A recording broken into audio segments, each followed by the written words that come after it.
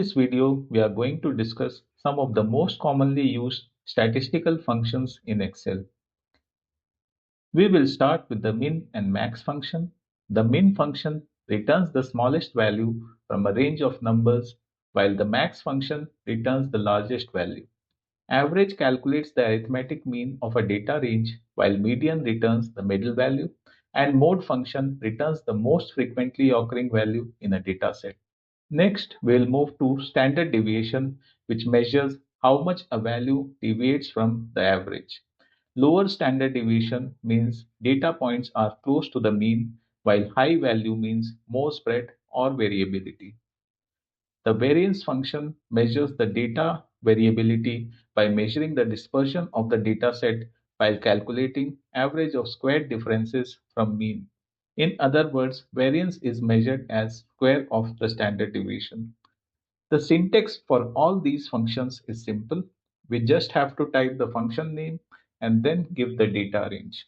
Let's understand how we can calculate these statistical functions with the help of a simple example. Here is a table where we have the student name and the marks obtained, and we'll use the data here to calculate the basic statistical functions. So let's start with the min function. To calculate the min function, we will type is equal to min, bracket open, then we will select the data range by pressing Ctrl Shift and down arrow key, close the bracket and enter. So the minimum value in this data is 36.26. Now to save time, I'll freeze these cells by pressing F4 and copy this formula and paste it over here. And instead of min, I'll type max. So max is 99.8. Again, paste the formula to calculate the average. So instead of min, I'll type average. Average of the marks obtained is 71.23%.